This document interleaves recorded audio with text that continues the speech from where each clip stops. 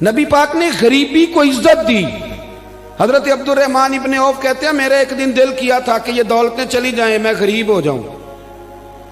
حالانکہ امیروں کا کبھی غریب ہونے کو دل میرا کیا تھا کہ کس طرح. فرمانے لگے ایک غریب صحابی حضرت سعد انصاری نبی کریم کی بارگاہ میں ملنے کے لیے آئے.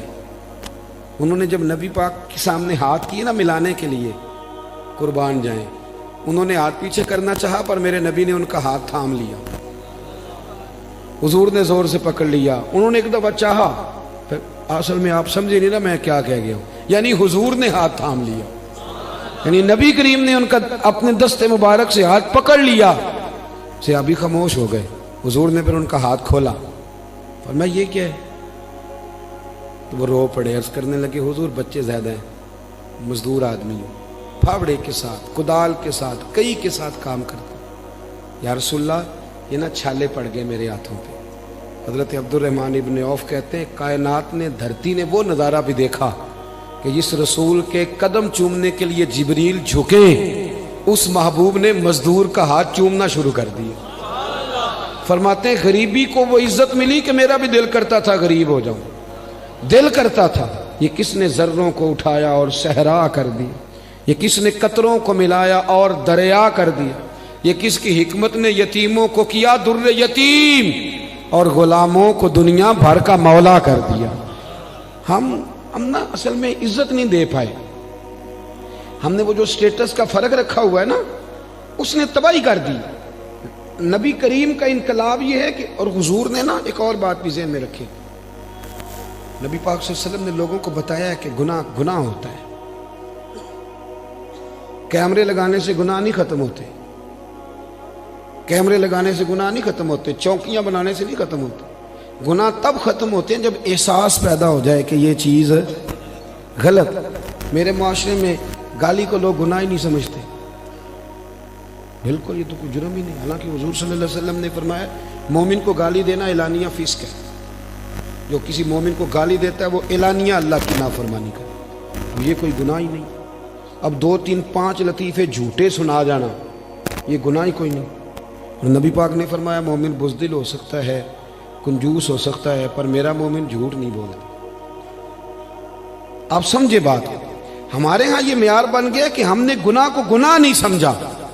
نبی کریم نے نا انقلاب یہ برپا کیا کہ دلوں کے اندر سے نا میل کچیل نکال کے احساس پیدا کر دیا کہ گناہ ہوتا ہے. احساس, جب آپ کو احساس پیدا ہو جائے نا کہ مجھ سے, آپ یقین کریں مطلب موٹر سائیکل والے کو پجارو والا جب ٹکر مار دیتا ہے نا تو وہ گر جاتا ہے. تو وہ چونکہ پجاروں میں بیٹھے ہوتا ہے تو وہ الماری کھول کے یا شیشہ نیچے کر کے تو وہ اس کو کہتا ہے کہ اٹھ جا, کیا ہو گیا, مطلب تو دھیان سے نہیں چل رہا. موٹر سائیکل والوں نے تو خرید لی ہے یہ روڈ, کیونکہ وہ پجاروں پہ ہے. لہذا وہ غلطی بھی کرے تو پھر بھی وہ تسلیم کرنے کو تیار ہے. ایسے نہ ہو تو عقل بھی تو نہیں نہ ہوتی. جدے گھر دانے او دے کملے بھی سیانے.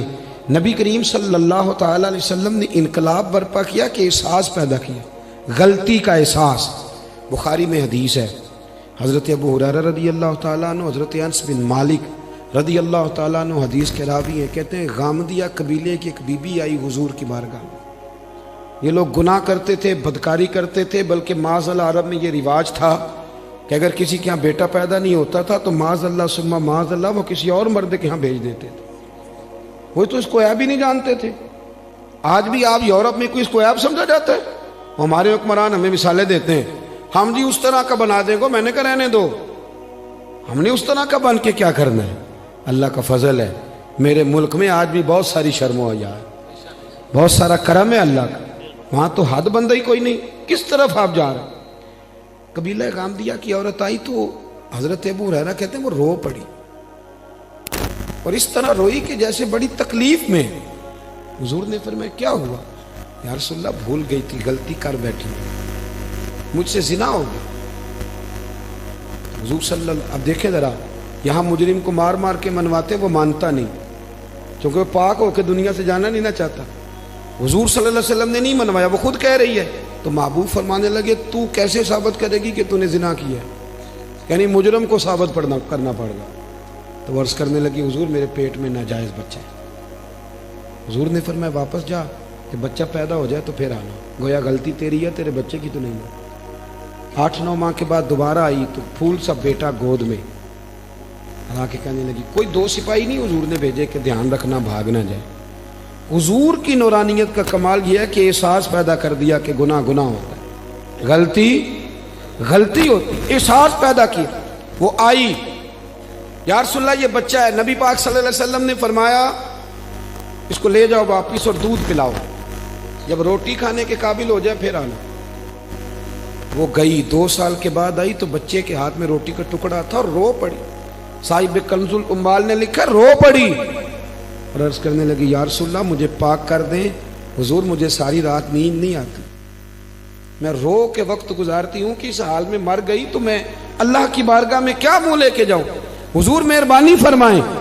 یار یہاں لوگوں کو شعور ہی نہیں ہے، بڑے بڑے جرم لوگ اپنی چادر کے نیچے چھپائے پھرتے ہیں، پر احساس نہیں کہ ہم کسی طریقے سے اللہ رسول سے معافی لے لیں۔ یہ وہ انقلاب ہے جو میلاد والے رسول نے برپا کر دیا۔ اللہ اکبر۔ حضور نے ایک بچہ لے کے ایک صحابی کو دیا، فرمایا اس کی پرورش کرنا، اور پھر حضور نے لوگوں سے کہا کہ اسے پتھر مارو اور مار مار کے سنسار کر دو۔ حضرت انس بن مالک کہتے ہیں اسے پتھر لگ رہے تھے اور نبی پاک بے چینی کے ساتھ اندر ٹہل رہے۔ جب اس کا انتقال ہو گیا تو نبی کریم علیہ السلام کو آ کے بتایا گیا حضور انتقال کر گئی۔ آپ فرماتے ہیں کہ کمال اس کے آگے ہوئی جب نبی کریم نے فرمایا جاؤ اسے غسل دو، کفن پہناؤ، جنازہ تیار ہو جائے تو مجھے خبر کرنا۔ کہتے ہیں جنازہ تیار ہوا تو محبوب فرمانے لگے صفے بناؤ بھائی میں خود جنازہ پڑھاؤں گا۔ بعد مرن دے مکھڑا میرا ہو جاوے جے تازہ، پھر سمجھ لینا محبوب میرے نے آن پڑھے ہے جنازہ۔ فرمایا صفے بناؤ میں جنازہ پڑھاتا۔ حضور نے جنازہ پڑھایا تو حضرت انس بن مالک رضی اللہ تعالیٰ عنہ فرماتے ہیں جتنی دیر میں اونٹ ذبح کر کے کھال اتار کے گوشت بنا کے تقسیم کیا جاتا ہے اتنی دیر نبی پاک اس کے لیے دعائیں مانگتے رہے۔ ایک صحابی کی زبان سے نکلا یا رسول اللہ اس کے لیے جس نے ناجائز بچہ جنا ہے، حضور فرمانے لگے خاموش ہو جا، تو نے اس کا گناہ دیکھا ہے، اس کی توبہ نہیں دیکھی، اس کا احساس نہیں دیکھا، اس کے آنسو نہیں دیکھے۔